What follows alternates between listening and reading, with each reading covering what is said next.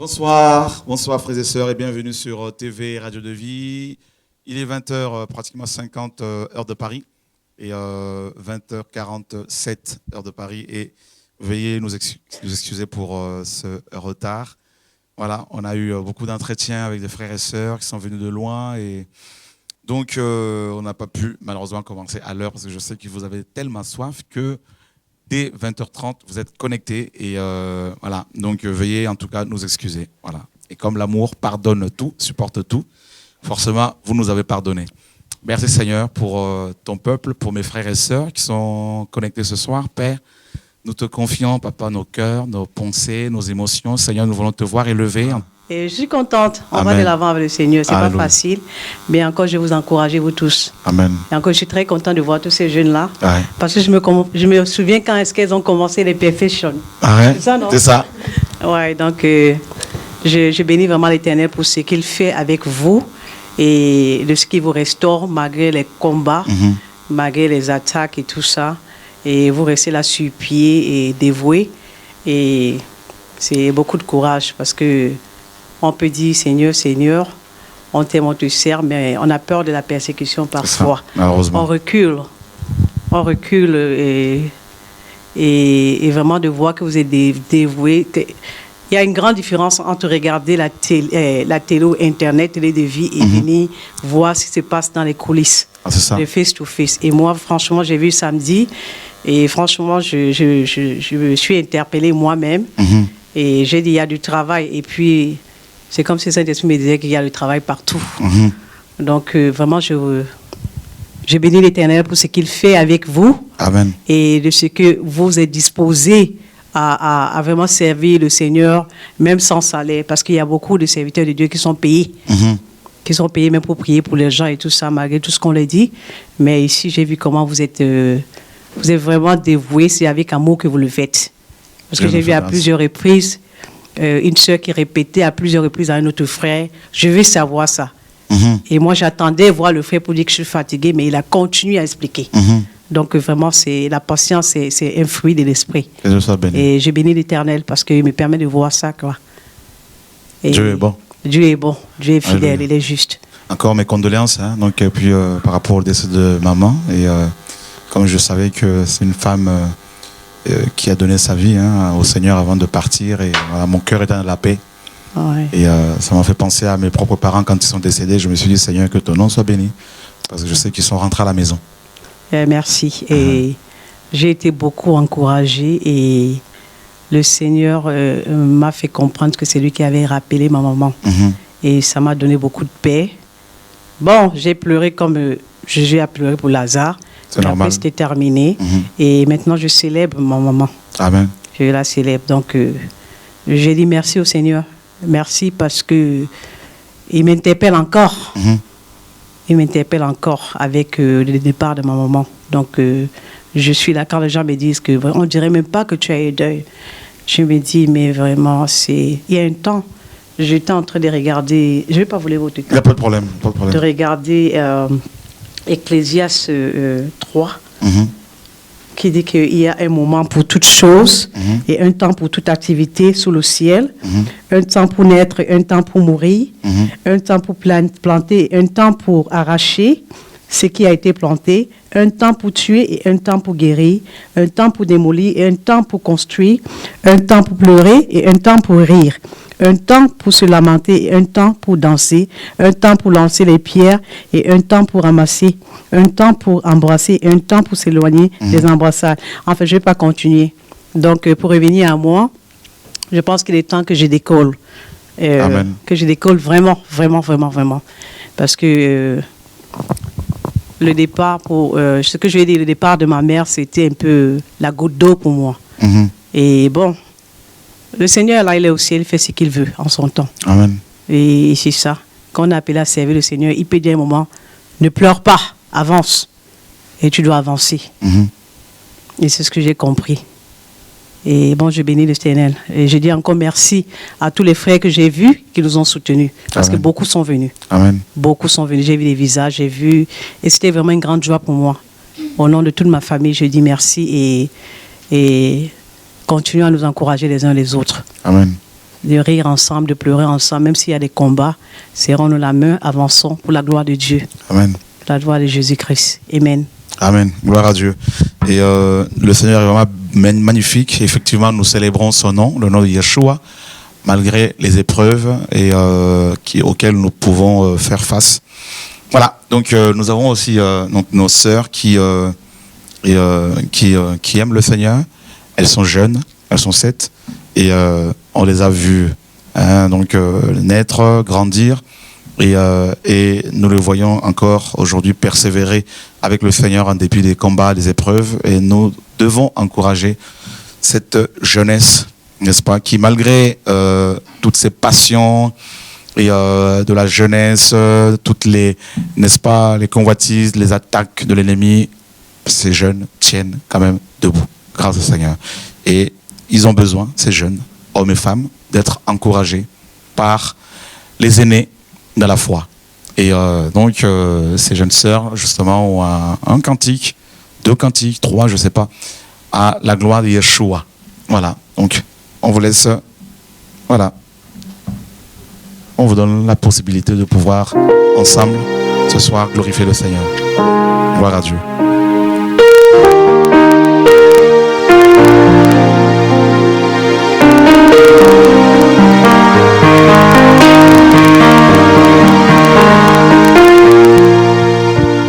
Père, nous te remercions pour toutes choses. Merci Seigneur pour cette grâce que tu nous fais de pouvoir encore demeurer avec toi, Père. Merci Seigneur pour cette grâce que tu nous fais de pouvoir rester dans ta voie.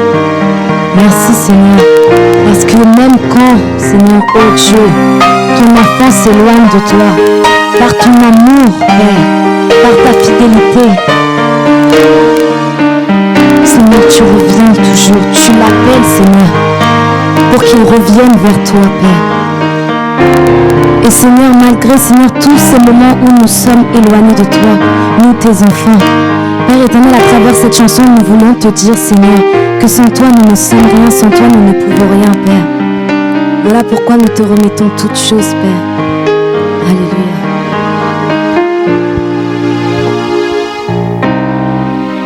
Quand je m'éloigne de toi,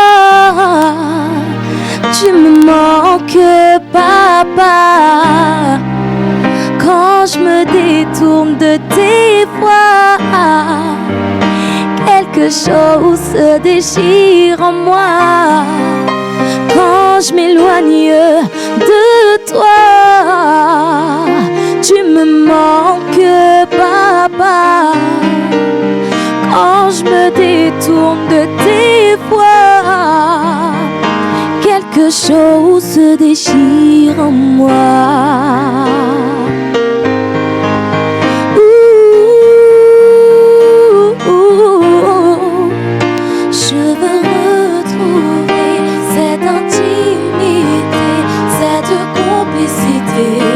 Entre un père et son enfant, Seigneur, Papa, je veux me rapprocher de toi.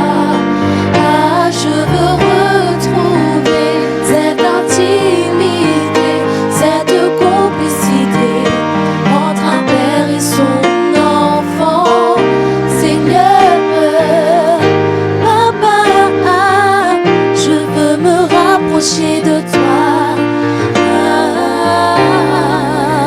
Quand je m'éloigne de toi, tu me manques, oh Papa. Quand je me détourne de tes voies, quelque chose se déchire en moi. Quand tu es loin de moi, je me sens seule. Mon cœur n'est pas comblé, je sens un vide en moi. Reviens-moi, souviens-toi de moi, exauce-moi, pardonne-moi. J'ai compris, tu es mon essentiel. Je veux être mise à à part pour toi, marcher dans tes pas, ne pas baisser les bras, toujours rester dans tes voies. J'ai compris, tu es mon essentiel.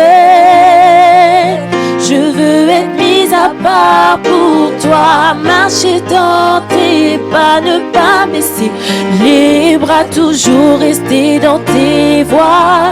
J'ai compris, tu es mon essentiel.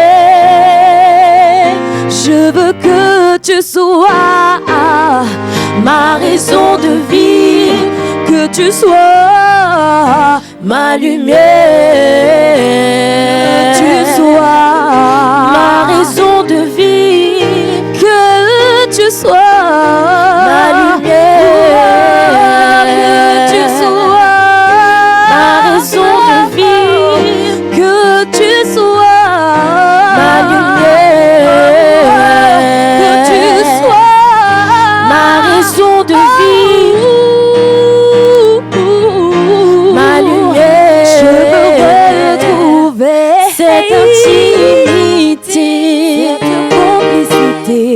Entre un père et son enfant, Seigneur, Papa, je veux me rapprocher de toi.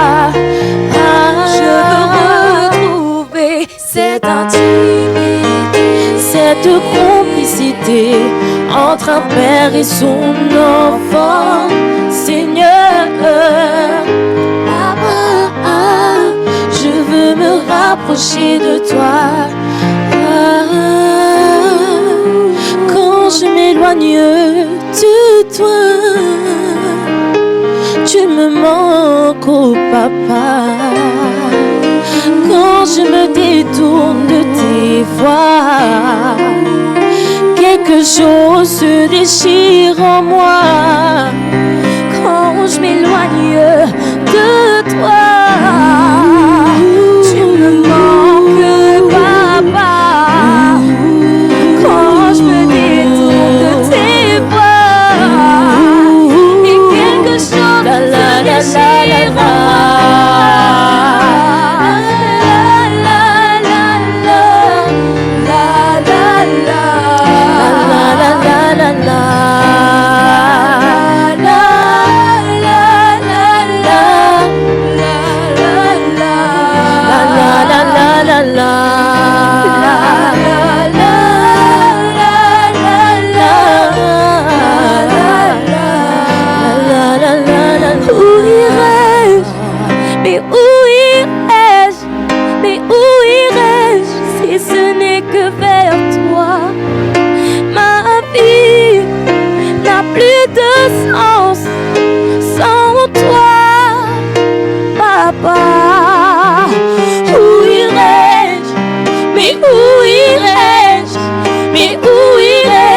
Si ce n'est que vers toi, ma vie n'a plus de sens sans toi, papa.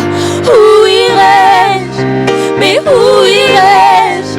Mais où irais-je si ce n'est que vers toi?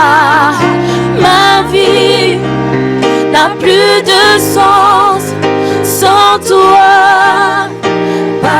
Papa, où irais-je? Mais où irais-je? Mais où irais-je si ce n'est que vers toi?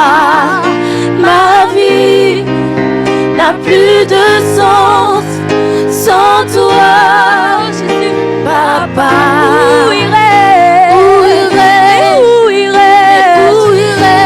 Où irais-je? Où irais-je si ce n'est que vers toi? Ma vie n'a plus de sens sans toi. Papa, où irais-je? Mais où irais-je? Mais où irais-je si ce n'est que vers toi? Ma vie n'a plus de sens sans toi. Papa, oh papa.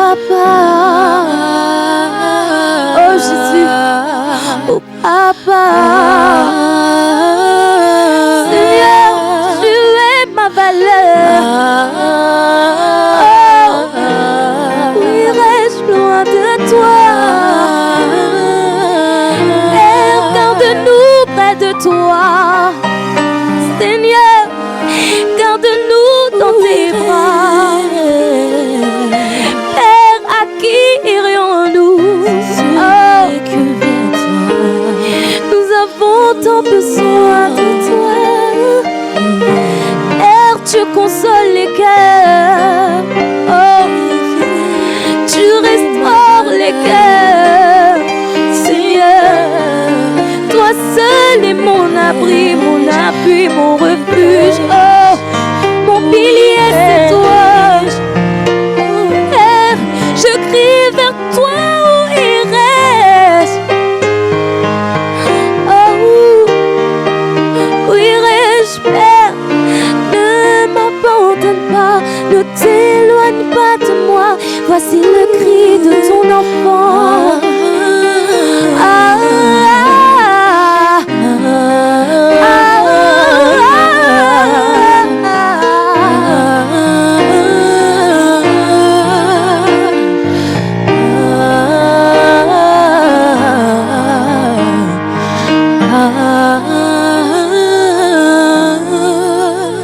Où irais-je? Mais où irais-je? Mais où irais-je si ce n'est que vers toi? Ma vie n'a plus de sens sans toi, Papa.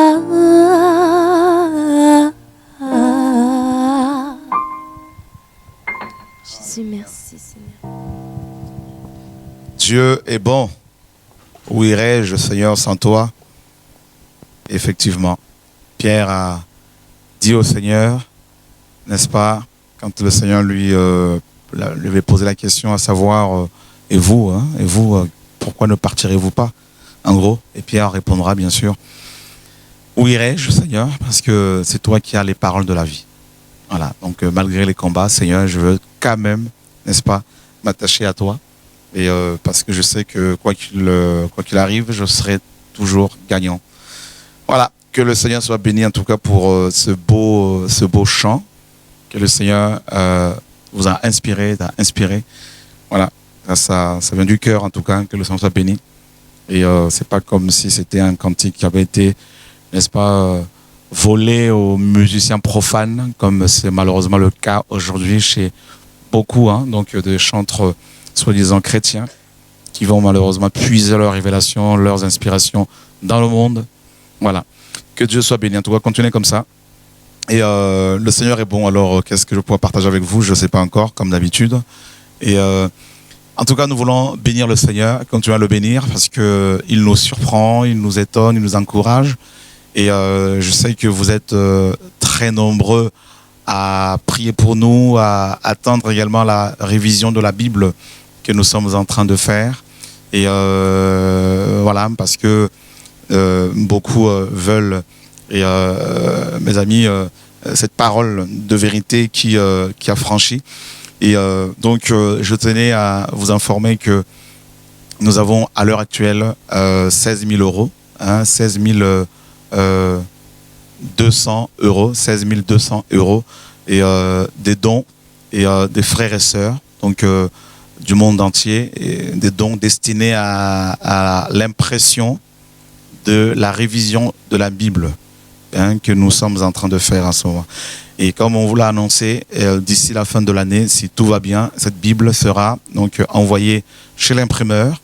Et d'ici la fin de l'année, si tout va bien, donc d'ici début janvier 2015, vous allez pouvoir vous procurer gratuitement cette Bible. Et voilà, donc il nous faut à peu près 90 000 euros. Et je sais que le Seigneur, comme d'habitude, mes amis, nous surprendra, parce que c'est lui qui a initié ce projet.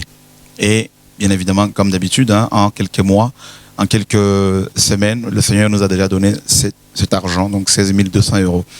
Voilà, donc, et pour votre information, d'ici la fin de ce mois-ci, si tout va bien, parce qu'on a rassemblé tous les papiers qu'il fallait, n'est-ce pas, pour la signature des papiers pour l'achat des locaux de TV de vie. Donc les choses sont en train de se mettre en place. Que le Seigneur soit béni. En tout cas, vous aurez toutes les informations bientôt. Le Seigneur travaille et il nous encourage énormément, frères et sœurs. Et nous voulons aussi par ces annonces vous encourager. Et on vous a annoncé il y a quelques jours que nous allons commencer la construction dans les prochains mois. Donc on aura fait tous les papiers. La construction d'un orphelinat au Togo.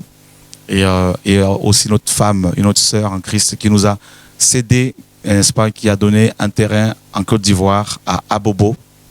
C'est un quartier d'Abidjan. Et donc sur ce terrain, nous allons construire aussi un orphelinat pour la Côte d'Ivoire. Que le Seigneur soit béni en tout cas pour vos prières, frères et sœurs, en dépit des combats. Dieu fait avancer son œuvre. Et nous ne pouvons que le glorifier, frères et sœurs. Que sa gloire se répande au nom de Yeshua.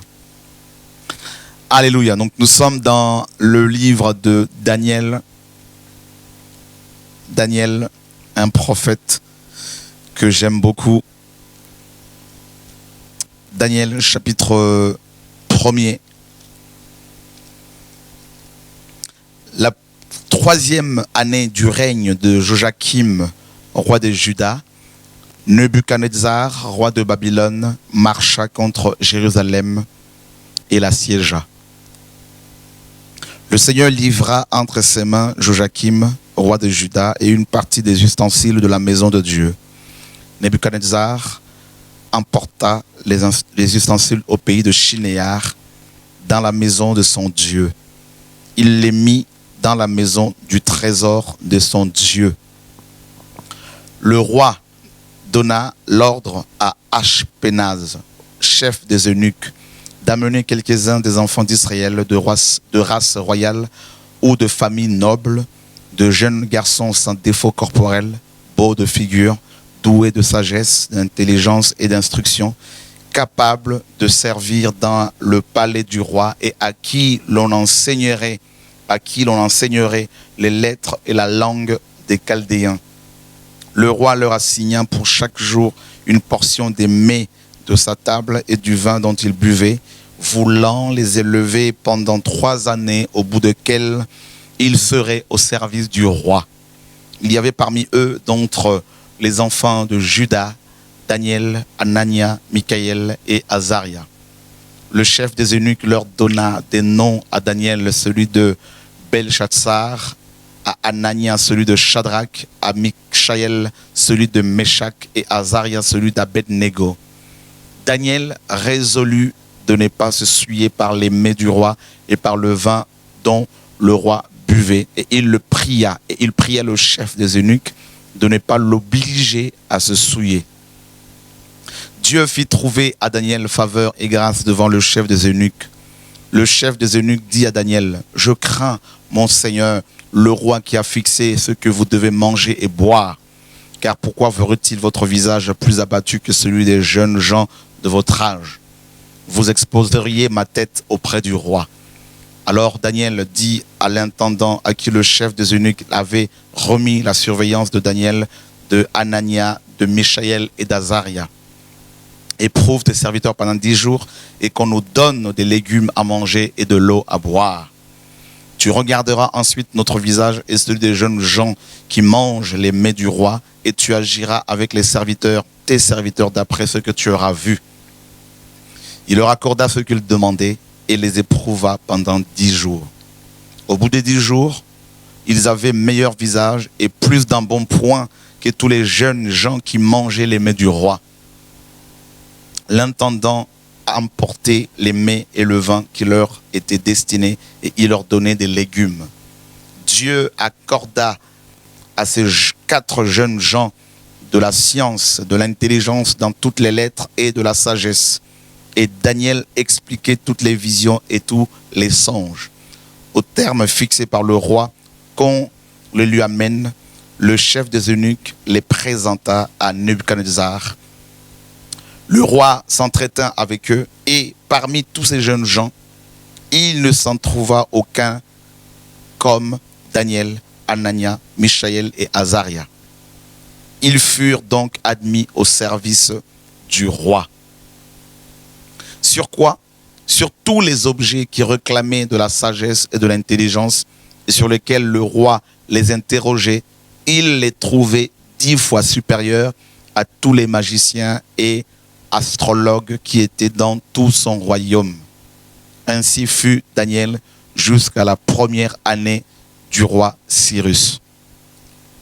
Nous voulons parler, mes amis, des épreuves, les épreuves auxquelles Dieu nous soumet. On ne peut pas, mes amis, avoir la confiance du Seigneur si, sans passer par les épreuves. C'est pas possible, ce n'est pas possible. Daniel, mes amis, était un homme, un jeune homme, lorsque le roi de Babylone va assiéger Jérusalem pendant 3 ans, d'après le prophète Jérémie. Pendant 3 ans, Jérusalem était assiégée, personne n'y entrait et ni n'en sortait. Et pendant 3 ans, il y a eu la famine dans cette ville, au point où certaines femmes, nous dit Lamentation de Jérémie, malgré leur tendresse, faisaient cuire leurs propres enfants pour les manger. Et Daniel était de race royale, donc il était beau, il était jeune, descendant au fils du roi, et il va être, ainsi que ses 3 amis, déportés, mes amis, de Jérusalem à Babylone.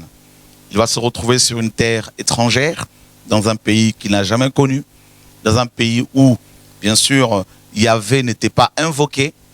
Il va arriver à Babylone, mes amis, et Nebuchadnezzar, qui était le plus grand roi de l'époque, déjà son nom évoque, mes amis, plein de choses. Nebuchadnezzar vient de Nabu, donc Nebu ou Nébu, et qui était en fait la divinité de la sagesse selon les Babyloniens, et des oracles et de l'écriture.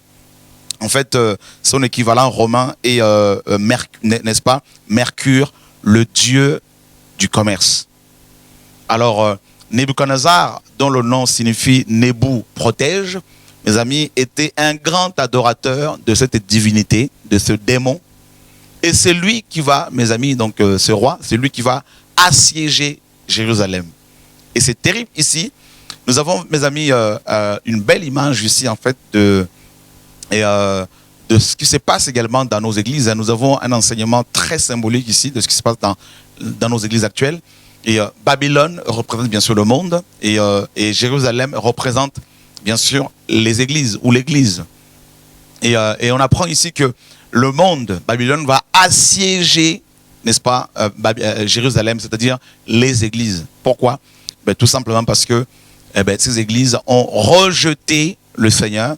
Ces églises, mes amis, à l'instar de l'église de Laodicée, dans Apocalypse chapitre 3, à partir du verset 14, qui va rejeter le Seigneur à cause de l'amour de l'argent, et le Seigneur va se retrouver hors de cette église, frappant à la porte, n'est-ce pas, pour qu'on lui ouvre le cœur, la porte, et afin d'entrer de nouveau et de souper avec cette église.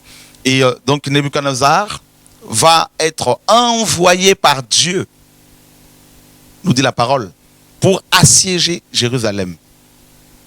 Alors, il y avait quelques personnes, notamment Daniel, qui, mes amis, ne participaient pas au péché des Hébreux, qui aimaient le Seigneur, bien qu'étant jeunes. Et je voudrais ce soir, justement, encourager ces jeunes sœurs, jeunes frères qui nous suivent ce soir, et qui cherchent le Seigneur malgré leur jeunesse, n'est-ce pas, et qui se disent, nous voulons nous mettre à part pour craindre le Seigneur et suivre le Seigneur.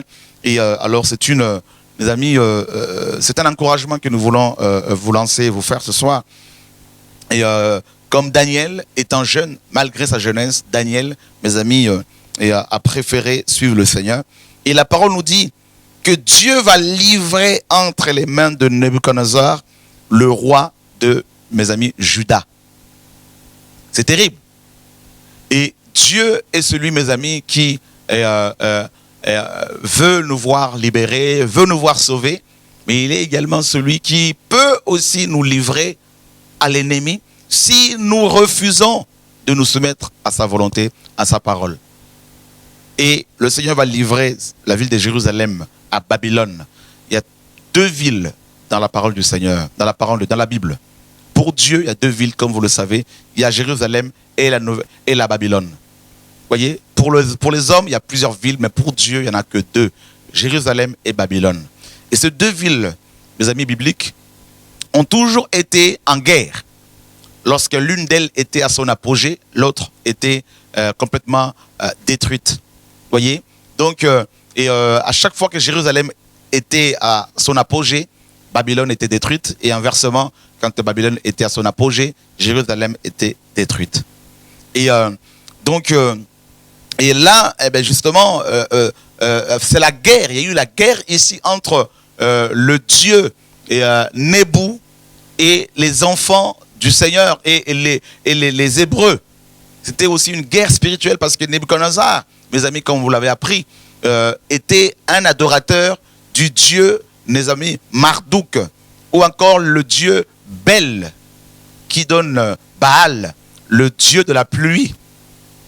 Donc Nebuchadnezzar va arriver à Jérusalem avec la puissance de son Dieu, avec l'autorité de son Dieu, avec, mes amis, ses gris-gris, mes amis, et comme notre Père céleste, le Dieu d'Abraham, mes amis, avait livré Jérusalem entre les mains de ce roi, eh bien, personne ne pouvait lui résister.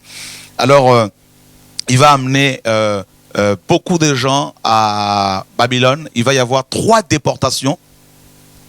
Il amène les Hébreux, beaucoup d'Hébreux à Babylone. Parmi eux, il y avait bien sûr ces 4 jeunes gens. Et la parole nous apprend qu'une fois sur place, une fois à Babylone, mes amis, vous savez, d'abord ici on voit la manière dont la sélection avait été faite.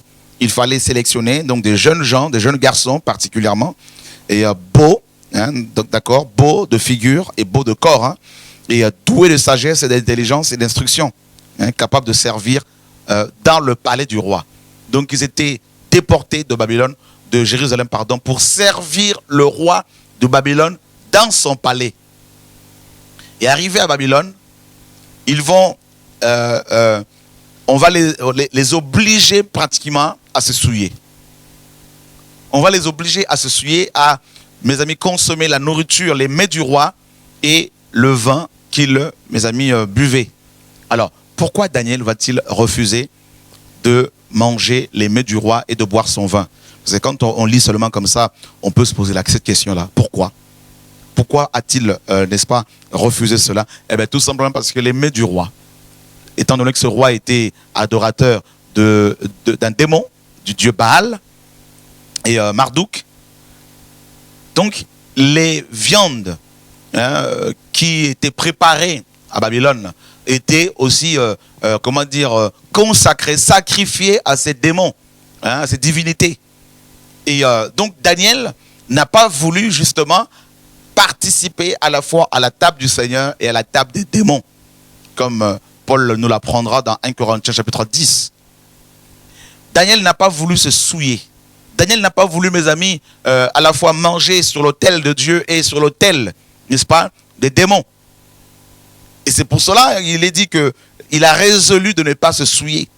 Donc la consommation de ces aliments, mes amis, souillait les gens, rendait impurs les gens. Et Daniel n'a pas voulu se souiller. Il était sur une terre étrangère. Et il a préféré, mes amis, rester pur pour son Dieu. Et la parole nous dit que le chef des eunuques dira à Daniel, je crains mon Seigneur, mon roi, qui a décidé lui-même ce que vous devez, n'est-ce pas, manger. Et la consommation de ces viandes et de ce vin devait donner à ce consommateur, à leur consommateur, mes amis, une bonne mine. Et Daniel a compris que seul Dieu pouvait donner aux gens cette bonne humeur, cette bonne mine. Seule la prière, n'est-ce pas, au nom de Yeshua, pouvait accorder aux gens cette, mes amis, belle apparence, cette transformation au niveau du cœur, au niveau de l'esprit humain. Et Daniel va se référer plutôt à la parole de Dieu, au Tanakh, à la Bible, à Dieu lui-même. Et la parole nous dira que Daniel va proposer à cet homme de les éprouver pendant 10 jours. Alors, vous savez que dans la Bible, les nombres ont aussi leur signification. Et donc, le nombre 10, par exemple, est le 10 est un nombre d'épreuves. Hein. Donc, 10 est un nombre de l'épreuve. Il y a eu les 10 plaies, par exemple, en Égypte. Vous voyez?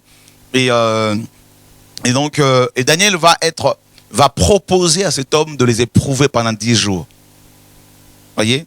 Et Dieu dit également, dans Apocalypse, que ses serviteurs allaient être éprouvés. Vous voyez, frères et sœurs? Ils allaient être éprouvés pendant quelque temps. Donc, voilà. Donc, nous sommes dans Apocalypse chapitre 2, à partir du verset 8. Écrit à l'ange de l'église de Smyrne. Voici ce que dit le premier et le dernier, celui qui était mort et qui est revenu à la vie. Je connais ton affliction et ta pauvreté, bien que tu sois riche, et les calomnies de la part de ceux qui se disent juifs et ne le sont pas, mais qui sont une synagogue de Satan. Ne crains pas ce que tu vas souffrir. Voici, le diable jetera quelques-uns d'entre vous en prison, afin que vous soyez éprouvés, et vous aurez une tribulation de 10 jours. Sois fidèle jusqu'à la mort, et je te donnerai la couronne de vie. Voilà. Donc, en fait, en gros, 10 est le chiffre, n'est-ce pas, et le nombre de l'épreuve, comme on l'a vu ici. Dieu parle à l'église de Smyrne, n'est-ce pas? Et il dit à cette église-là qu'elle allait être éprouvée pendant 10 jours, frères et sœurs. D'accord? Éprouvée pendant 10 jours. Alors, Smyrne, mes amis, nous parle de cette résine, n'est-ce pas? Et qui venait d'un arbre, hein, des écorces d'un arbre.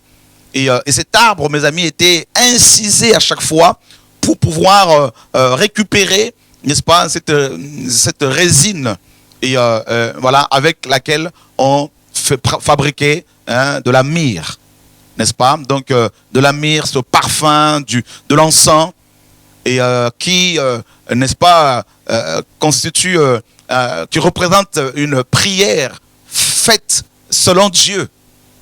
Donc vous voyez, donc on ne pouvait pas, mes amis, avoir de la myrrhe sans incision. Vous voyez, sans incision.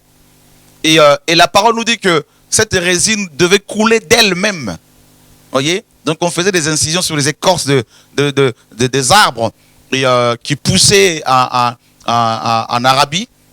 Et cette résine coulait d'elle-même. Donc il fallait blesser l'arbre, en gros, si je peux m'exprimer ainsi, pour que cette résine coule d'elle-même.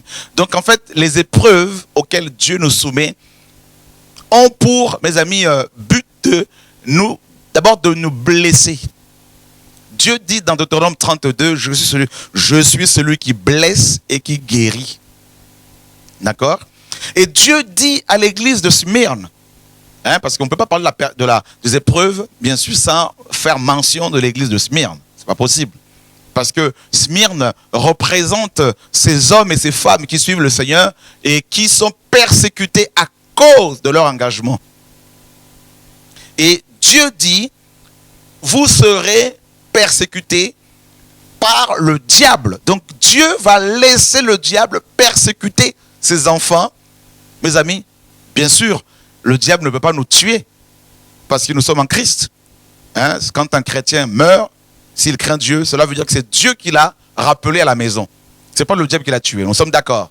Mais Dieu se sert, mes amis, aussi de l'ennemi pour nous façonner parce qu'il est Dieu. Il le dit lui-même, le diable jetera quelques-uns d'entre vous en prison.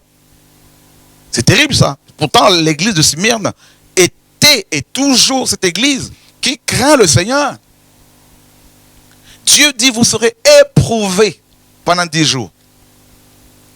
Frère, regardez bien, Daniel, qui bien sûr fait partie, mes amis, de ces saints qui ont été éprouvés et qui, malgré cela, ont resté fidèles au Seigneur.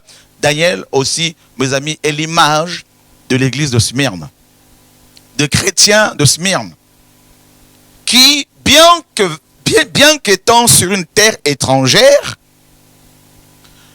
refuse de se compromettre. Regardez, nous sommes, vous et moi, mes amis, dans Babylone, c'est-à-dire le monde. 1 Pierre chapitre 2, verset 11. Bien-aimés, je vous exhorte comme étrangers et voyageurs sur la terre à vous abstenir des convoitises charnelles qui font la guerre à l'âme. Ayez au milieu des païens une bonne conduite, afin que là même où ils vous calomnient comme si vous étiez des malfaiteurs, ils remarquent vos bonnes œuvres et glorifient Dieu au jour où il les visitera. Voyez, Pierre, notre frère, nous apprend que nous sommes étrangers et voyageurs sur la terre. Alors nous savons tous ce que c'est, nous savons tous qui c'est un étranger. Hein? Qui est un étranger? Ben, c'est une personne, mes amis, qui n'est pas originaire du pays où il séjourne. Voilà pourquoi Paul nous dit, nous sommes citoyens des cieux, dans Philippiens chapitre 2. Donc la terre n'est pas, nous qui sommes chrétiens, n'est pas notre pays d'origine. Nous sommes sortis de Dieu, nous sommes sortis du ciel et nous retournons au ciel. Vous voyez, frères et sœurs, donc un étranger est une personne vivant dans un pays dont elle n'est pas originaire. Et un voyageur, parce que nous sommes étrangers et aussi voyageurs. Donc parce qu'un étranger qui n'est pas un voyageur peut se complaire, n'est-ce pas, peut aimer et demeurer indéfiniment dans le pays, n'est-ce pas, dont il n'est pas originaire. Il peut tellement s'y plaire et décider d'y rester jusqu'à la fin de ses jours. Mais Pierre rajoute que nous ne sommes pas seulement étrangers, mais nous sommes également voyageurs. Donc ça veut dire un voyageur n'est pas quelqu'un, mes amis, est une personne qui a en vue une destination finale. Voyez? Donc, c'est pour vous montrer à quel point, frères et sœurs, celui qui n'a pas la vision, qui n'a pas compris qu'il est à la fois étranger et voyageur, eh bien, il va se complaire, n'est-ce pas, dans ce monde. Il va commencer à mes amis, se conformer au siècle présent, oubliant qu'il est étranger et voyageur. Parce que quand on est en voyage, pour ceux qui voyagent comme notre sœur Virginie, elle ne va pas rester indéfiniment en France, elle va retourner dans son pays, n'est-ce pas? Donc, on peut faire des escales. Je prends un exemple. Vous allez dans un pays qui n'est pas forcément le plus beau pays au monde. Et vous faites escale sur un pays, dans un pays où il y a, dans le pays le plus beau, le plus riche au monde. Mais si votre destination n'est pas ce pays, même s'il est plus beau, même vous n'allez pas, n'est-ce pas, être tranquille. Vous allez être pressé d'arriver à destination. Et Daniel, quand il arrive à Babylone, Daniel a compris qu'il était à la fois étranger à Babylone et voyageur. Voyez? Donc, du coup, il ne pouvait pas accepter de se compromettre. Même si on lui a proposé de travailler dans le palais du roi, mais Daniel voyait un autre palais. C'est-à-dire le ciel. Vous savez, un chrétien, les chrétiens qui tombent facilement dans le péché, ce sont ceux qui perdent la vision du ciel. Mais voilà, regardez. Vous allez voir pourquoi Dieu me donne des passages encore. Merci Saint-Esprit. Nous sommes dans Hébreux, chapitre 11. Regardez bien, à partir du verset 8. Hébreux 11, 8. C'est par la foi qu'Abraham, lors de sa vocation, obéit et partit pour un lieu qu'il devait recevoir en héritage et qu'il partit sans savoir où il allait. C'est par la foi qu'il vint s'établir dans la terre promise comme dans une terre étrangère, habitant sous des tentes, ainsi qu'Isaac et Jacob, les cohéritiers de la promesse, la même promesse. car il attendait la cité qui a de solides fondements, celle dont Dieu est l'architecte et le constructeur. Waouh! C'est terrible, frères et sœurs. Vous voyez ici? Non mais c'est glorieux ce que le Seigneur est en train de nous montrer. Et voyez, regardez ce que la parole nous dit, verset 13. C'est dans la foi qu'ils sont tous morts. Oh, il faut mourir dans la foi. Hein. C'est important de mourir dans la foi. Sans avoir obtenu les choses promises. Mais ils les ont vues et saluées de loin, reconnaissant qu'ils étaient étrangers et voyageurs sur la terre. Donc il n'y a pas que Pierre qui en a parlé. Hein. Il y a aussi l'auteur de l'épître aux Hébreux qui en parle. En fait, Pierre et l'auteur de l'épître aux Hébreux se sont référés à nos pères dans la foi. Ils se sont référés à Abraham, le père de la foi, qui vivait comme un étranger et un voyageur sur la terre. Donc, tous les enfants d'Abraham, de ce fait, se comportent comme étrangers et voyageurs sur la terre. Donc, naturellement, Daniel s'est comporté comme tel. Voyez? Et regardez ce que la parole nous dit. S'ils avaient, verset 15, s'ils avaient eu en vue celle d'où ils étaient sortis, ils auraient eu le temps d'y retourner. Mais maintenant, ils en désirent une meilleure, c'est-à-dire une céleste. C'est pourquoi Dieu n'a pas honte de te rappeler leur Dieu, car il leur a préparé une cité. Waouh! Ça, c'est glorieux. Mes amis, donc, celui qui veut tenir ferme face à la persécution doit réaliser qu'il est étranger et voyageur sur la terre. Je prends un exemple. Quand on était dans le monde et qu'une femme nous plaisait, malgré les embûches, on ne lâchait pas l'affaire. Hein. Même dans le Seigneur, les frères et sœurs qui sont amoureux, amoureuses, honnêtement, même s'il y a des embûches, vous vous accrochez à ce que Dieu vous dit. Si Dieu vous dit, par exemple, mon fils, telle femme est ta femme, même si la sœur dit non, si vous êtes convaincu que Dieu vous a parlé, eh bien, même si elle vous envoie paître, eh bien, vous n'allez pas pour autant baisser les bras. Pourquoi? Parce que vous avez eu la révélation de la femme de votre vie. Je suis sûr que je parle à quelqu'un ici. Mes amis, entre guillemets, les chichis de cette femme ne vont en aucun cas et ne doivent en aucun cas vous décourager. Parce que Dieu vous a parlé. Donc, celui qui a vu le ciel, celui qui a vu Jésus-Christ de Nazareth, mes amis, même s'il est persécuté, même s'il est abandonné de tous, il ne baissera pas les bras. Jamais. C'est pour cela les vrais enfants de Dieu, quand ils se convertissent, Dieu leur donne à vivre un certain nombre d'expériences. Ben oui, c'est pour les préparer à traverser des temps de difficulté, des moments de pleurs et de doutes, des questionnements. Hein? Ben oui, celui qui n'a jamais eu ce moment n'est pas chrétien. Et Élie a connu ce temps-là. Moïse, avant lui, a connu ce temps-là. Tous, frères et sœurs. C'est pour cela que les nouveaux convertis voient beaucoup de choses spirituelles. Hein, parfois les anges, Dieu leur parle. Il y a la présence de Dieu qui les enveloppe tout de suite. Ah, il faut le laisser avec le Seigneur. Il viendra un temps où ils vont se poser des questions. Est-ce que Dieu est toujours là? Est-ce qu'il existe réellement? Est-ce qu'il m'a réellement parlé? Voyez, des temps de doute, tout ça là. Eh bien, voilà, Daniel, mes amis, arrive à Babylone et il réalise qu'il était étranger et voyageur. C'est pour cela qu'il a tenu. Il a réalisé que Babylone n'était pas son pays d'origine. Voyez? Alors, beaucoup de ceux qui s'accrochent à la terre tombent. Avec cet évangile de prospérité que ces charlatans nous annoncent actuellement, ça vous accroche à la terre. Eh bien, du coup, la moindre persécution, vous baissez les bras. Parce qu'on vous a fait croire que vous allez dépasser Bill Gates en billets de dollars. En dollars. C'est terrible, frères et sœurs. Les épreuves.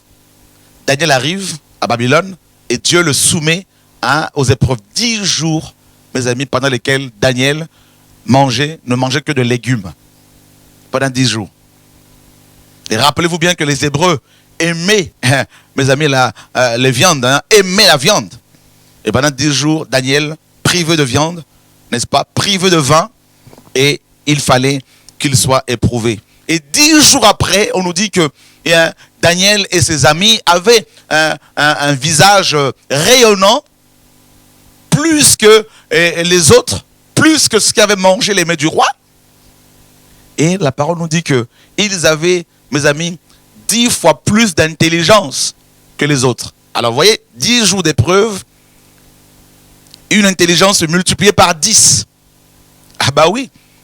Donc, la bénédiction de Dieu est proportionnelle aux épreuves auxquelles il nous soumet. Plus vous pleurez alors que vous craignez Dieu, plus vous souffrez alors que vous craignez Dieu, plus les gens vous outragent, vous blessent alors que vous craignez Dieu, plus Dieu se servira de vous. Alléluia. Donc ça c'est glorieux, frères et sœurs.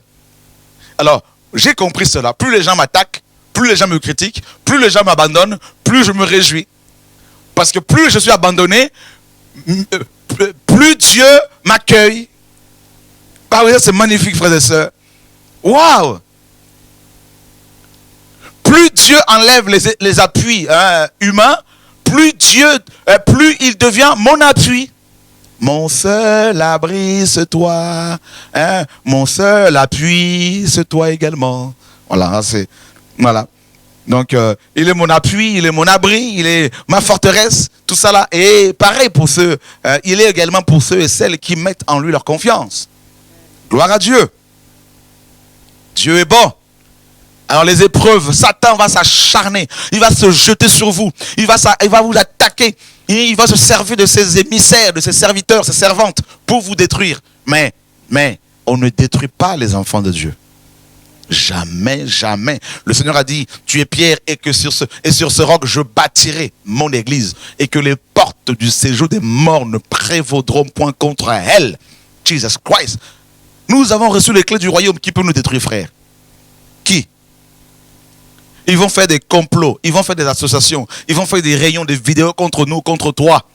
Ils vont ouvrir des pages Facebook, tout ça là, YouTube, tout ce que vous voulez pour vous attaquer, pour vous atteindre. Dormez tranquillement. Dormez tranquillement. Ce sont des vitamines que Dieu vous donne. Pour aller plus loin encore. Oh Seigneur, merci. Alléluia. Les épreuves, ça peut être au niveau des pensées. Tu peux avoir l'impression que ta tête est dans un étau. On serre.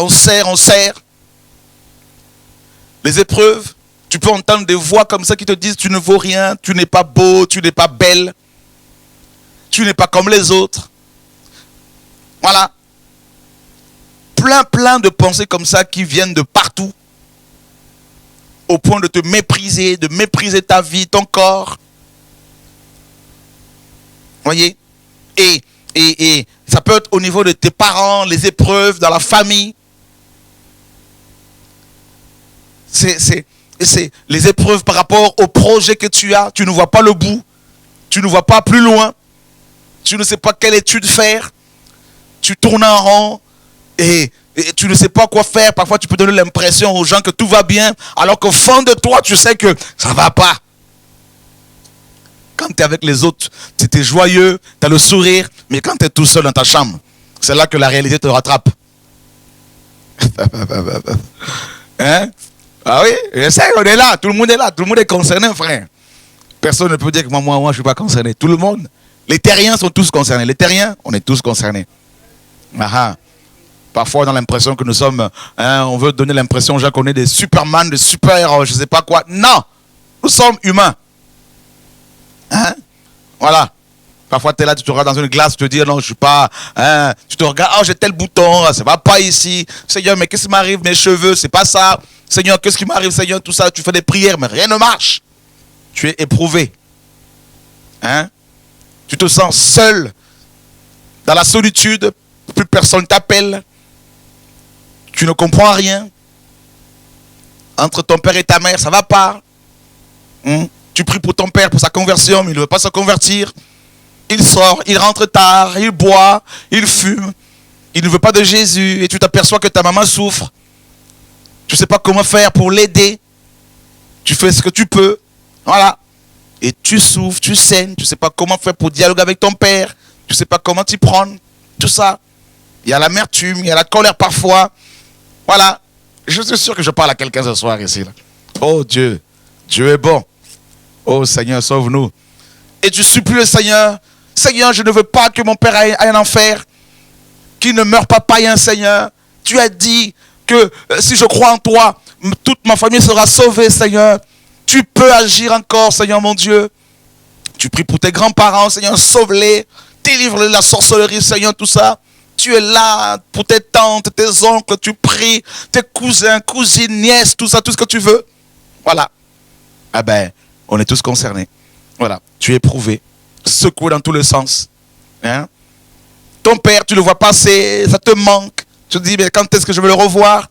Hein? Il ne s'occupe même pas de moi. Je fais des études, mais financièrement, il n'est pas responsable, tout ça. Et puis, la belle-mère, c'est pas ça. Et je sens ces choses-là ce soir-là. Je crois que Dieu est en train de parler à quelqu'un ici, là. Voyez? Et voilà, j'aimerais bien aller dans tel pays pour mes études, tout ça. Alors, comment faire, tout ça avec... Il y a tellement d'épreuves, surtout quand on est jeune. Alors, le cœur bat. Boum, boum, boum, boum, boum, boum, boum, boum, boum. On est soumis aux épreuves. Et puis, du jour au lendemain, des hommes commencent à s'intéresser à toi. Il y en a plein qui commencent à... Tout le monde te regarde. Alors, voilà, la chair te dit, alors tu peux commencer aussi c'est un pouvoir que tu as. Tu peux tout faire pour... Voilà, tu es éprouvé dans ta chair. Tu es éprouvé dans ton sommeil. Les attaques, comme ça, on te course dans tes rêves. On te poursuit. Voilà, il y a plein de choses auxquelles Dieu nous soumet, frères et sœurs. Et parfois, tu peux te retrouver à vide, les mains vides, les poches vides. Hein, donc, complètement exposé à toutes sortes de souffrances, de pleurs, de larmes, de doutes. Et je vous assure, plus les jours, mes amis, plus le jour approche, le jour de Yeshua, plus nous serons, mes amis, dans les afflictions. Oh oui. Et c'est ce que Daniel a vécu. Dieu va le bénir. Vous ne pouvez pas, mes amis, demander au Seigneur de vous bénir tout en refusant les épreuves auxquelles il vous soumet. C'est trop facile. Le salut, on l'a gratuitement. Mais mes amis, si vous voulez vivre à Dieu dans le quotidien, préparez-vous à subir les épreuves, tout ce qui est moquerie, outrage, fausses accusations et les tentations de toutes sortes. Satan viendra vous tenter, il va vous proposer beaucoup de choses. Voyez? Préparez-vous à ces choses. Et comment faire pour tenir? Comment faire pour avoir une vie chrétienne stable? Frère, c'est simple. C'est simple.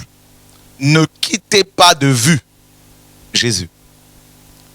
Ne quittez pas de vue le ciel. D'accord? C'est important. Important. Regardez.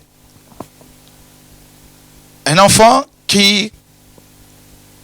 on va dire un enfant de 10 ans, le matin il se réveille, sa mère va lui préparer un petit déjeuner, tout ça. Et ensuite il lui dira, mon fils, ce soir je veux faire les pâtes que tu aimes. Eh bien mes amis, l'enfant il va aller à l'école avec cette information. Et je vous assure, ce jour-là, cet enfant-là peut même refuser de jouer avec ses amis parce que dans sa tête, c'est, alors qu'il est à peine 10 heures, hein, les cours commencent à 10 heures et ça finit à 16h30. Donc il a au moins, mes amis, on va dire au moins 6h30 de cours. Hein. Mais l'enfant, dans sa tête, les professeurs peuvent parler, les maîtres d'école peuvent parler, les amis peuvent jouer au foot. Lui, dans sa tête, il entend déjà la sonnerie. Et il se voit déjà à la maison en train de manger ce repas copieux. Et dès que la sonnerie retentit, l'enfant va prendre son cartable. Il va courir. Et je suis sûr que ce jour-là, il va oublier même de dire au revoir à son maître, à ses amis. Et il va courir parce qu'il a une vision plantée dans son cœur. Les pâtes. Et quand il va arriver à la maison, il va prendre son cartable, il va balancer. Il ne va même pas le ranger. Il va le mettre même dans le couloir. La direction de... Il va aller tout de suite dans la cuisine. Maman, les pâtes. Vous savez, la vision motive. La vision, mes amis, crée de l'intérêt. La vision, mes amis, encourage. Et la vision que nous devons avoir, que notre Père a planté en nous, c'est Jésus. Jésus le matin, Jésus à midi, Jésus le soir, Jésus à minuit, Jésus à 3 heures du matin, Jésus à 6 heures, Jésus matin, midi, soir, tout le temps. Le ciel. Vous savez pourquoi beaucoup de chrétiens ont peur de la mort? Parce qu'ils n'ont pas vu le ciel encore. Ah oui. Ils n'ont pas vu le ciel. Paul dit quoi? Paul disait, je suis pressé de deux côtés. De m'en aller pour être avec le Seigneur. Ce qui de beaucoup est le meilleur. Mais beaucoup de chrétiens, quand ils apprennent seulement qu'il y a une maladie incurable qui les a attaqués, oh là c'est waouh!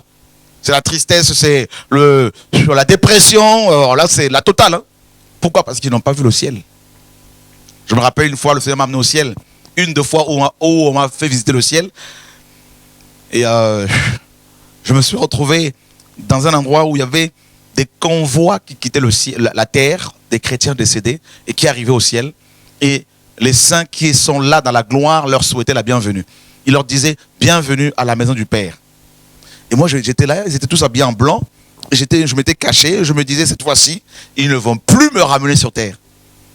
Ça faisait au moins la 5e fois que j'allais au ciel et à chaque fois on me ramenait sur terre. Et cette fois-ci je me disais, cette fois-ci ils ne vont plus m'avoir, c'est fini. Je m'étais caché. Mais mes amis, au ciel je vais te cacher où? Même sur la terre là. Et un ange est venu me voir, et il me dit, bon, tu dois rentrer. Ah, honnêtement, j'étais mal. Voilà, donc la vision. Daniel a tenu bon parce qu'il avait, mes amis, goûté aux choses célestes. Voyez, frères et sœurs, et il a été éprouvé. Une autre fois, on l'a mis dans une fosse remplie de lions, accusé faussement parce qu'il adorait son Dieu. Et Daniel n'a pas été, mes amis, tué par les lions. Il est passé par une épreuve terrible. Vous voyez, frères et sœurs, acceptez les épreuves qui viennent du Seigneur. Acceptez que les gens s'opposent à vous. Acceptez que les gens vous critiquent. Acceptez que les gens vous envoient des mails contre vous. Acceptez que les gens vous condamnent. Acceptez que les gens vous traitent de tous les noms. Acceptez les épreuves auxquelles Dieu nous soumet. Job a été éprouvé durement. Il a tenu ferme. Et l'église de Smyrne passe par des tribulations terribles. Et comme je vous l'ai dit, le mot Smyrne, mes amis, a pour racine un terme grec qui signifie littéralement, mes amis, myrrhe. La myrrhe, c'est cette résine, mes amis, qui était extraite des arbres, d'un arbre particulièrement qui se trouve encore en Arabie. Et il fallait faire des incisions sur l'écorce de cet arbre-là pour pouvoir récupérer cette résine avec laquelle on fabriquait de l'encens, mes amis, ce parfum que Dieu agrée. Or, la prière que Dieu agrée est une prière qui, mes amis, qui est comparable à de l'encens. Donc ça veut dire que vous ne pouvez pas être agréable au Seigneur si vous n'acceptez pas. Vous ne pouvez pas être agréable au Seigneur si vous refusez les épreuves. Parce que c'est par le feu que Dieu nous éprouve. Or, l'offrande que Dieu agrée est celle qui passe par le feu. Apocalypse chapitre 8. Nous lisons à partir du verset 2. Et je vis les 7 anges qui se tiennent devant Dieu, et 7 trompettes leur furent données. Et un autre ange vint, et il se tint sur l'autel, ayant un encensoir d'or. On lui donna beaucoup de parfums, afin qu'il les offre avec les prières de tous les saints sur l'autel d'or qui est devant le trône. La fumée des parfums monta avec les prières des saints de la main de l'ange devant Dieu. Les prières de tous les saints montent sur l'autel d'or qui est devant Dieu. Les prières de saints étaient mélangées avec, mes amis, du parfum. C'est ça la prière que Dieu a agréée. Pourquoi beaucoup de chrétiens ne sont-ils pas exaucés? Parce que leur vie, mes amis, leur vie n'est pas sanctifiée, parce qu'ils refusent d'être incisés par Dieu. La circoncision du cœur. Donc il faut accepter et savoir se taire quand les gens nous critiquent, quand les gens nous attaquent. Il faut savoir se cacher et rester en Dieu. Même dans le couple, quand il y a des problèmes dans vos couples, ne cherchez pas à vouloir vous justifier ici et là. Restez en prière. Dieu est le juste juge. Alléluia. Moi, je vois combien, mes amis, mes ennemis, qui ne le sont pas pour moi, mais m'ont attaqué hier. Et je vois, mes amis, aujourd'hui, combien, mes amis, Dieu les a confondus. C'est ça l'œuvre du Seigneur. On dit, mes amis, en français, on dit que les chiens aboient, la caravane passe. Même les païens ont compris qu'il faut passer sa route, continuer sa route. Et nous qui sommes enfants de Dieu, face aux épreuves, tenez bon. Vous avez des projets de mariage, si tout le monde n'est pas d'accord, restez en prière. Ne vous agitez pas, restez en prière dans la sainteté. Et si ça vient du Seigneur, Dieu mettra la paix dans les cœurs de gens. Restez en prière. Laissez Dieu, mes amis, nous éprouver. Et une fois que Dieu nous a éprouvés, il va nous approuver. Mes amis, vous voyez, les épreuves finissent par nous faire approuver de Dieu. Et une fois qu'on est approuvé par le Seigneur, et que Proverbe nous dit, mes amis, lorsque Dieu approuve les voies d'un homme, il dispose à son égard favorablement même ses ennemis. Et voilà, les choses coulent d'elles-mêmes. Toutes les choses que nous sommes en train de vivre actuellement, ces hommes et ces femmes qui viennent 4 heures, 3 heures avant le programme de réveil, ces guérisons, ces délivrances, ces frères et sœurs qui viennent guéris, ces hommes et ces femmes du monde entier qui soutiennent matériellement, financièrement cette vision que Dieu nous a donnée. Je n'y suis pour rien. Je dis bien 0. C'est Dieu qui fait tout cela. Et nous acceptons, mes amis, de passer par le feu des épreuves. Et ensuite, Dieu, mes amis, se glorifie. Acceptez les épreuves.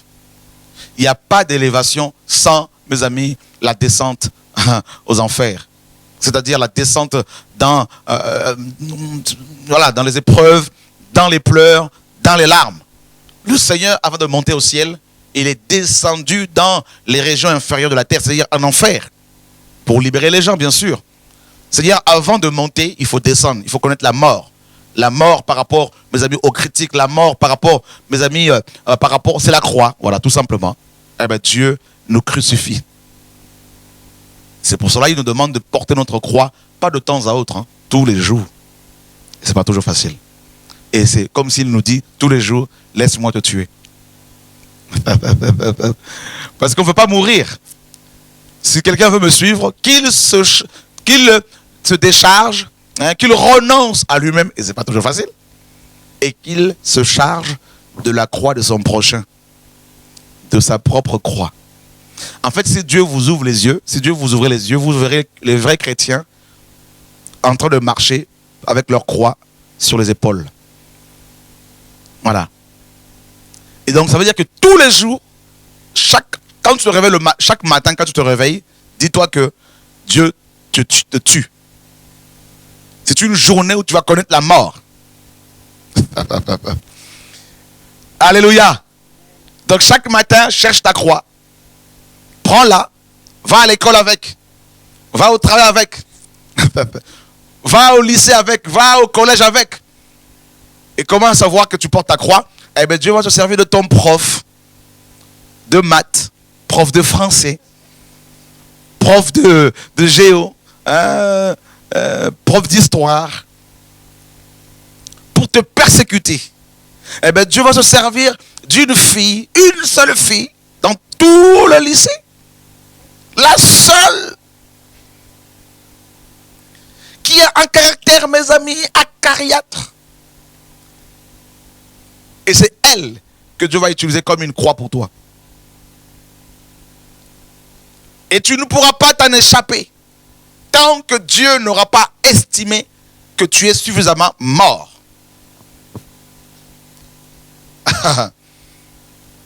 Et à chaque fois que tu voudras retorquer, répondre, eh ben, Dieu va te tuer. Un peu plus.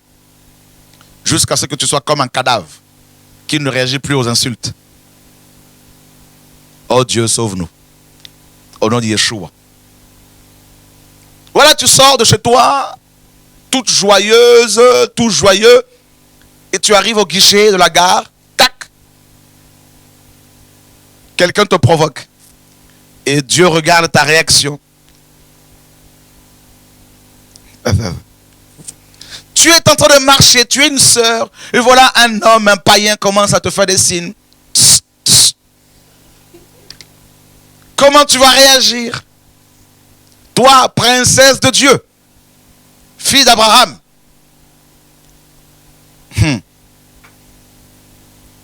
Tu es là et ton téléphone sonne, un SMS, un mail bizarre. Sur Facebook, les gens parlent de toi, parlent sur toi, te critiquent.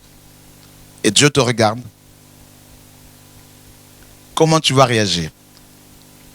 Et pour encore plus te tuer, il va se servir parfois de ton frère.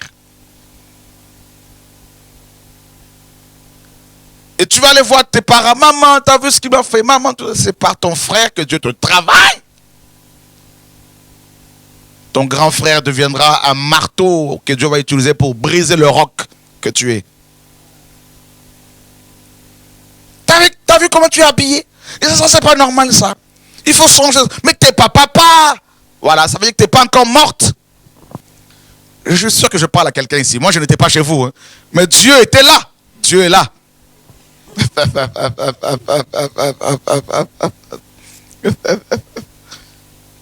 Seigneur, sauve-nous. Alléluia. Dieu est grand. Dieu est grand. Seigneur, merci. Il nous taille comme ça, il nous façonne. Pour Jacob, il aurait fallu, mes amis, casser son talon et voilà, quelqu'un qui n'est pas né boiteux et qui va lutter avec Dieu et il va devenir boiteux. David, c'est comme ça qu'il a appris l'humilité. Il a appris, Yeshua, le fils, bien qu'il soit fils, il a appris l'obéissance par les choses qu'il a souffertes. Hébreux 5 nous dit. Ah bah oui, l'obéissance vient de la souffrance, mes amis. On était tous des lions, avec des dents, avec mes amis, oh là là, des canines terribles, avec des crocs, mes amis, avec oh là là là là, mes amis, Dieu il nous a sauvés, il a pris, mes amis, oh alléluia. Il a pris des lames, des ciseaux, il a pris une sorte de lime, tout ça pour nous limer, pour casser tous nos crocs, tout ça. Et puis, ben, on n'a plus rien, et puis on n'a plus de gencives, on ne mord plus, voilà. On n'a plus de dents, plus de griffes, plus rien, parce que le Seigneur nous a brisés et il continue à le faire. Au nom de Yeshua. Désormais, si quelqu'un te critique, tu vas le bénir. Et tu diras le juge, oh, quand j'étais, tu ne l'es plus. Heureusement que tu parles du passé, hein? Tu parles au passé de ta personne. Que Dieu nous soit béni. Seigneur, sauve-nous. Alléluia. Acceptez les épreuves. Amen. C'est alors que la gloire du Seigneur se manifeste, frères et sœurs. Je sais que ce n'est pas toujours facile. Et avec toutes ces crises économiques, politiques que traverse le monde, avec toutes ces maladies, avec tous ces problèmes de famille, dans les églises, tout ça, il y a tellement de pressions qui sont exercées sur les habitants de ce monde. Il faut, mes amis, avoir le regard fixé sur le Seigneur. Je lève les yeux vers les montagnes. Psaume 120 comment? 121, 122. Hein? Psaume 121, on va y aller. Je lève les yeux vers les montagnes. Alléluia. D'où me viendra le secours? Alléluia, gloire à Dieu. Merci le Seigneur de gloire. Merci Seigneur de gloire. Psaume 121. Je lève les yeux vers les montagnes. D'où me viendra le secours? C'est une question à laquelle il faut répondre. Voilà, à cause de la pression, la persécution. Et voilà, donc d'où me viendra le secours? Le secours me vient de l'Éternel qui a fait les cieux et la terre. Il ne permettra point que ton pied chancelle. Oh, il est bon. Alléluia. Il nous aime. Celui qui te garde ne sommeillera point. Voici, il ne sommeille, ni ne dort, celui qui garde Israël. L'Éternel est celui qui te garde. L'Éternel est ton ombre à ta main droite. Pendant le jour, le soleil ne te frappera point, ni la lune pendant la nuit. L'Éternel te gardera de tout mal. Il gardera ton âme. L'Éternel gardera ton départ et ton arrivée dès maintenant et à jamais. Merci. Merci Yeshua. Que son nom soit glorifié. Soyez fortifiés, encouragés, frères et sœurs. Et voilà, c'était juste une exhortation pour vous encourager à tenir ferme, à ne pas baisser les bras, à continuer votre marche avec le Seigneur. Hébreux 10 nous dit que nous ne sommes pas de ceux qui se retirent pour se perdre, mais de ceux qui ont la foi pour sauver leur âme. Alors, mes sœurs, votre album sort quand?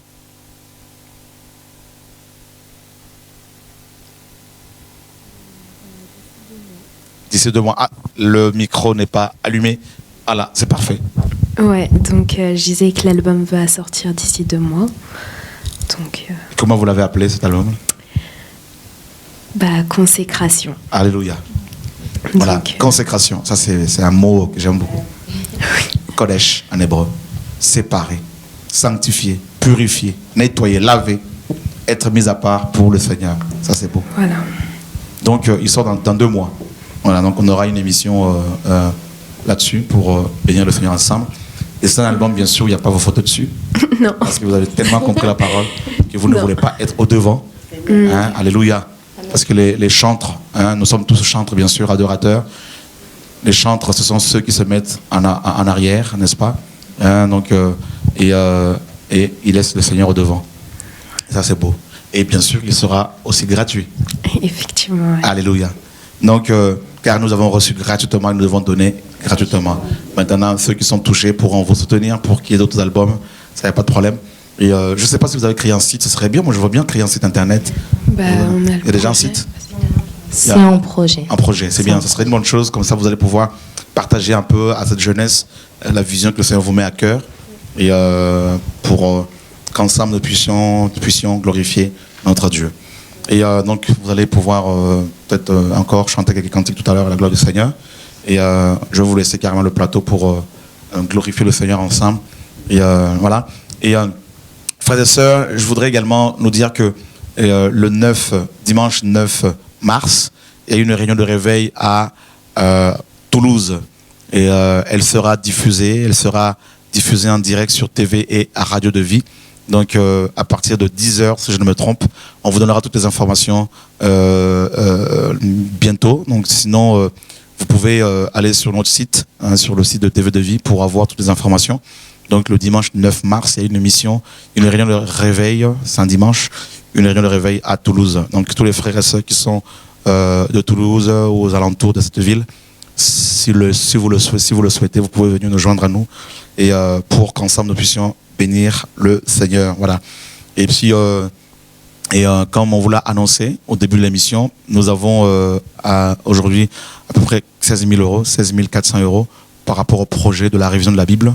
Il nous faut 90 000 € pour pouvoir, n'est-ce pas, faire imprimer près de 10 000 Bibles que nous allons offrir gratuitement. Voilà, donc c'est une Bible que nous appellerons la Bible de Jésus-Christ. Merci en tout cas aux frères et sœurs de la Guadeloupe qui nous ont fait parvenir ce don de 4 050 € et que nous venons de réceptionner aujourd'hui. Merci pour votre soutien en tout cas. Que le Seigneur vous bénisse et au nom de Yeshua, je ne veux pas citer le nom de l'église en Guadeloupe qui a fait ce don pour vous protéger, mais en tout cas, sachez que nous sommes encouragés par vos encouragements, par vos prières. Et si nous tenons debout, c'est parce que des frères et sœurs comme vous, d'ici et là, en Afrique, qui sont en Australie, qui sont en Asie, qui sont aux États-Unis, au Canada, en Amérique latine, qui sont en Europe, dans les îles, hein, donc tous ces frères et sœurs de partout qui nous soutiennent par leurs prières d'abord et aussi par leurs conseils et leurs dons de toutes sortes. Nous sommes beaucoup encouragés et nous tiendrons debout parce que vous nous encouragez aussi. Et nous nous rendons compte que nous ne sommes pas seuls. Et je voudrais aussi ce soir encourager tous les chrétiens qui se lèvent de plus en plus, que nous ne connaissons pas forcément, mais qui aiment le Seigneur et qui commencent à prêcher cette vérité et sur le retour du Seigneur, sur la sanctification, qui dénonce également la pratique de la dîme, qui dénonce toutes ces offrandes qui sont inventées par des pasteurs pour dépouiller les chrétiens. Nous voulons encourager ces pasteurs qui de plus en plus se lèvent pour annoncer ces vérités. La gratuité de l'évangile, le retour de Yeshua. Que le Seigneur vous accompagne en tout cas. Sachez que nous sommes, personnellement, je suis encouragé par vos vidéos, même si je ne vous connais pas, mais je suis beaucoup encouragé. Et je me rends compte que je ne suis pas seul. Et je voudrais aussi encourager tous les frères et sœurs qui prient pour les programmes de réveil. Je voulais arrêter ce programme. Le Seigneur m'a dit dans un songe qu'il fallait que je continue. Il a confirmé par un frère qui est venu me voir pour me dire que le Seigneur m'a demandé de continuer encore 1 an. Et donc je préfère obéir au Seigneur. Donc le programme de réveil continue encore pour 1 an. Et jusqu'à au moins la sortie de cette Bible que nous voulons, que nous sommes en train de réviser, pardon. Et si Dieu permet, lors de la sortie de cette Bible, nous allons, si c'est sa volonté, nous allons organiser une grande conférence où des frères et sœurs pourront venir du monde entier. Et voilà, et pour voilà, qu'ensemble nous puissions glorifier le Seigneur. C'est une bonne chose, hein? Donc voilà, j'avais ça à cœur. Donc, et donc nous allons nous organiser comme ça. Donc on vous donnera la date de cette conférence-là.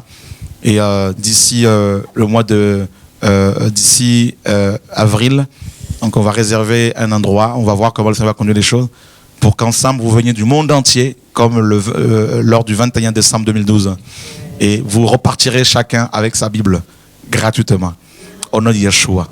Il y a des bonnes choses, mes amis, qui se mettent en place. On peut vraiment acclamer le Seigneur.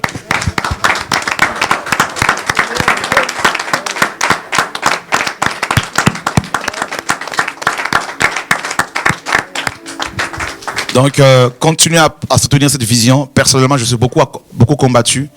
Et des esprits terribles qui me combattent par rapport à cette révision de la Bible. J'ai vraiment besoin de vos prières, s'il vous plaît. Couvrez-moi par vos prières. J'en ai personnellement besoin. Couvrez-moi et couvrez aussi les frères et sœurs qui travaillent pour cette révision de la Bible.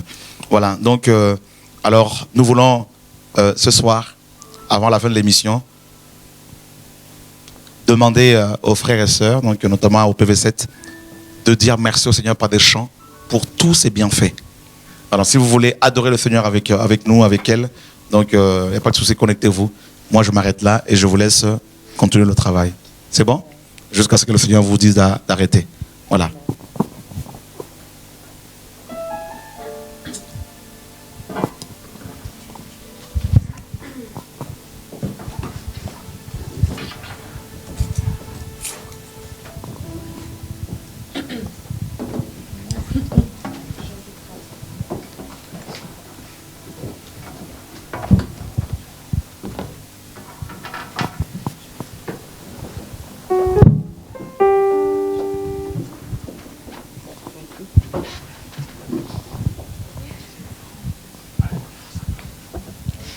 Louez l'Éternel, célébrez son nom. Louez l'Éternel pour tous ses hauts faits. Louez l'Éternel, célébrez son nom.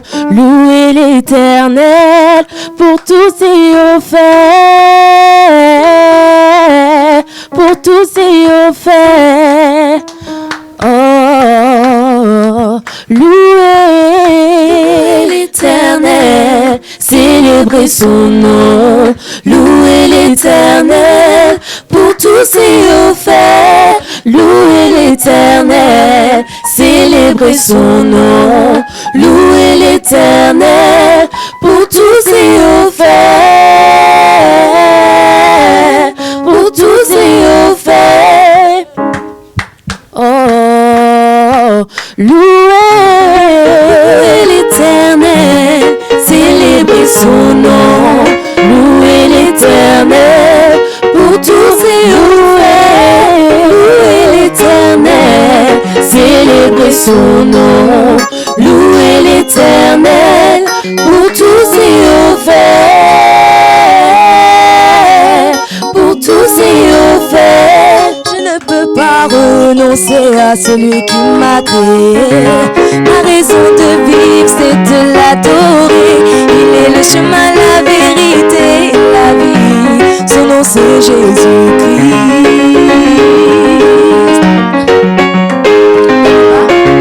Je ne peux pas renoncer à celui qui m'a créé. Ma raison de vivre, c'est de l'adorer. Il est le chemin, la vérité et la vie. Son nom, c'est Jésus-Christ. Je ne peux pas renoncer. Je ne peux pas renoncer à celui qui m'a créé. Ma raison de vivre, c'est de l'adorer. Il est le chemin, la vérité et la vie. Son nom, c'est Jésus-Christ. Si Dieu est incomparable, je pourrais parcourir la terre entière. Je ne trouverai personne semblable à lui. Il est unique, le véritable. Il est unique, incomparable. Il est unique, le véritable. Il est unique, incomparable.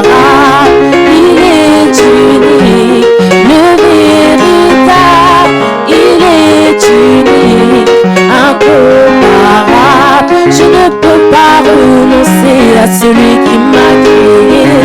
Ma raison de vivre, c'est de l'adorer. Il est le chemin, la vérité et la vie. Son nom, c'est Jésus-Christ. Ah, je veux aller de l'avant, aller de l'avant. Déterminé, je suis soldat de Jésus. Aller de l'avant, aller de l'avant. Déterminé, je suis soldat de Jésus. Aller de l'avant, aller de l'avant. Déterminé, je suis soldat de Jésus. Aller de l'avant, aller de l'avant. Déterminé, je suis soldat de Jésus.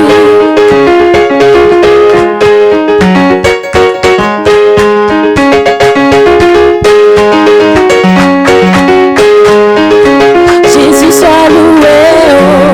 Jésus soit loué, oh. Jésus soit loué, oh.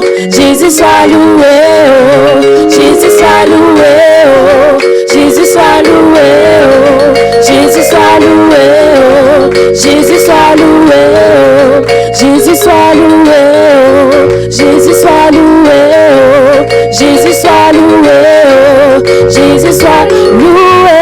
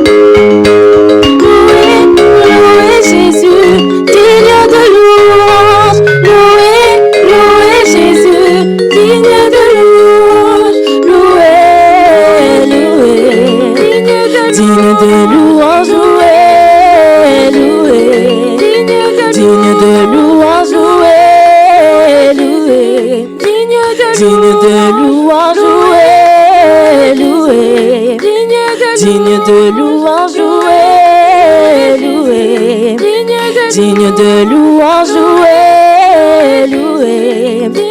Digne de louange, loué, loué. Digne de louange, loué, loué.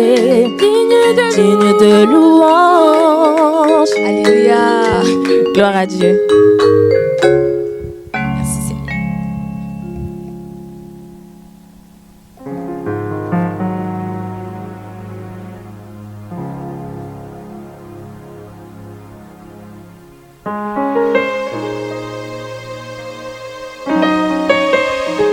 quelqu'un qui a un chant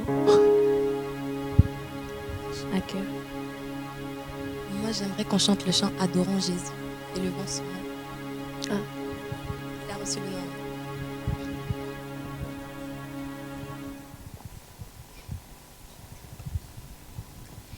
Il a reçu le nom au-dessus de tout nom. Il a reçu le nom au-dessus de tout nom. Tout genou fléchira lorsqu'on parlera de l'agneau. Toute langue confessera que Jésus est Seigneur. Il a reçu le nom. Il a reçu le nom au-dessus de tout nom. Jésus a reçu. Il a reçu le nom au-dessus de tout nom. Tout genou fléchira lorsqu'on parlera de l'agneau. Toute langue confessera que Jésus est Seigneur. Adorons Jésus et levons son. Adorons le roi. Adorons Jésus et levons son nom. Adorons Jésus. Oh, que nos cœurs t'adorent. Et levons son nom. Adorons son nom. Adorons Jésus.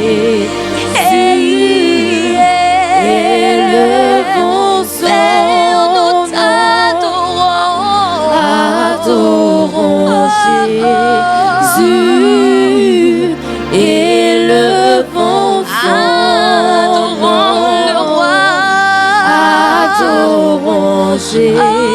Que nos cœurs t'adorent. Et levons son nom. Adorons Jésus.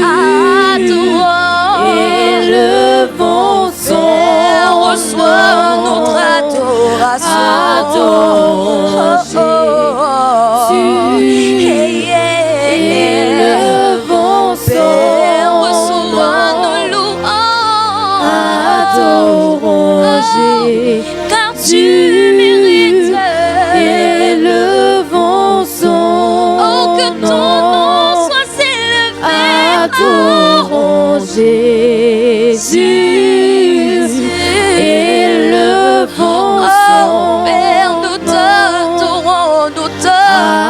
Adorons Jésus et levons son nom. Adorons Jésus et levons son nom. Adorons-le.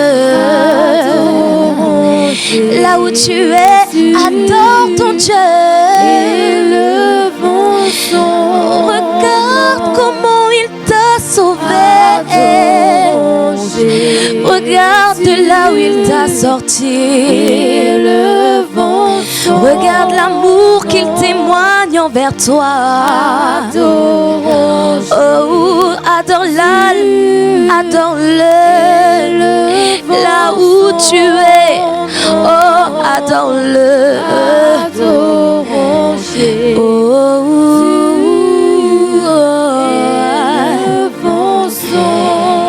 Il te témoigne encore son amour.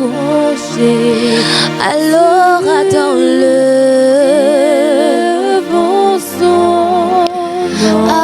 Adorons-le.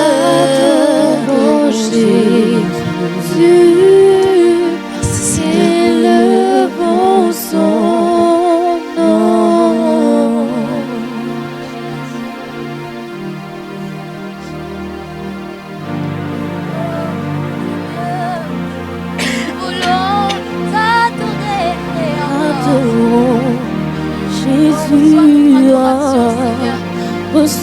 notre adoration, Seigneur. Tu es digne de gloire, ô Yahweh. Nul n'est comme toi, Jésus. Tu mérites d'être adoré.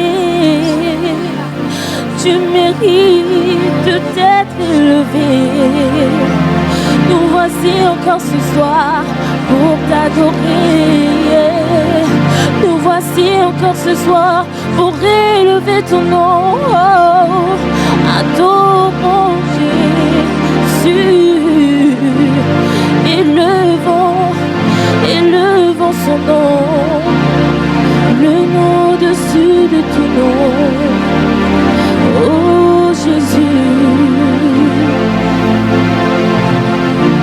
tu es digne, tu es digne, tu es digne, tu es digne.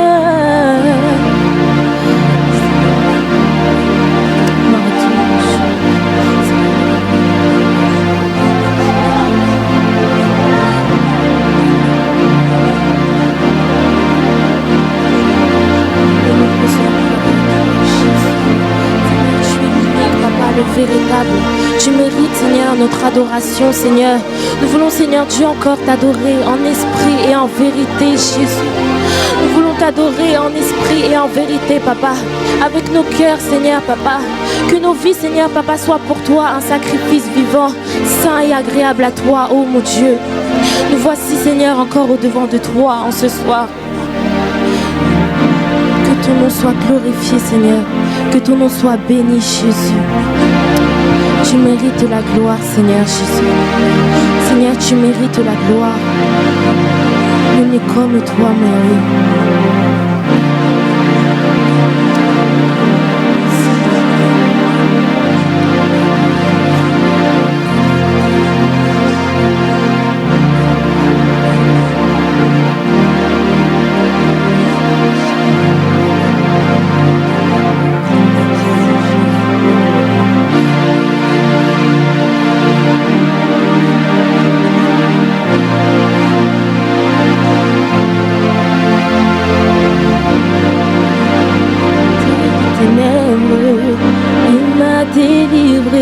De tout péché, je chanterai de tout cœur les merveilleux de mon papa Yahweh.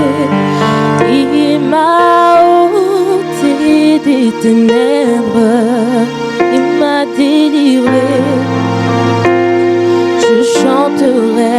Je chanterai de tout cœur les merveilles de mon papa Yahweh. Il m'a ôté des ténèbres, il m'a délivré de tout. Oh, je chanterai de tout cœur les merveilles de mon papa Yahweh. Il m'a ôté des ténèbres, il m'a délivré de tout péché.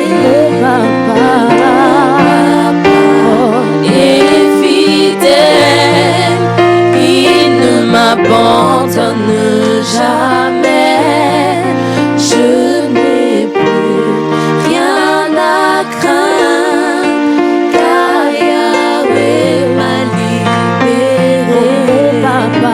Mon papa est fidèle, il ne m'abandonne jamais. Je n'ai plus rien à craindre, car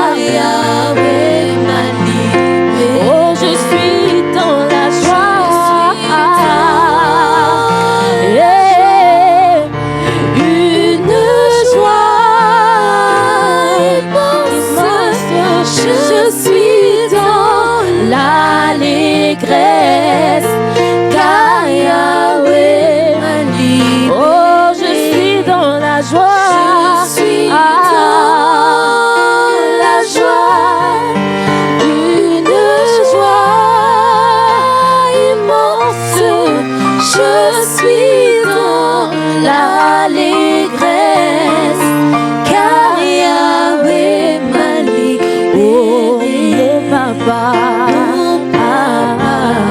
est fidèle, il ne m'abandonne jamais. Je n'ai plus rien à craindre, car Yahweh m'a libéré.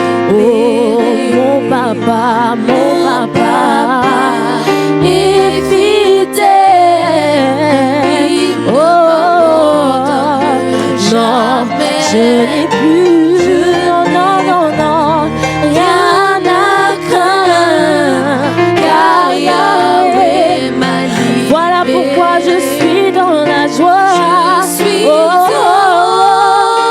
la joie, une joie immense. Je suis dans l'allégresse, car Yahweh m'a libéré. Oh, je suis dans la joie. Je suis dans la joie, une joie immense. Je suis dans l'allégresse, car Yahweh m'a libéré.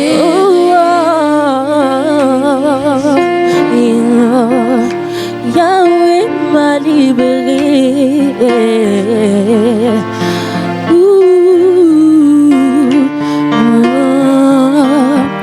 Yahweh m'a libéré. Yahweh m'a libéré. Il m'a sorti des ténèbres. Yahweh m'a libéré. Oh, il m'a lavé, il m'a racheté, car Yahweh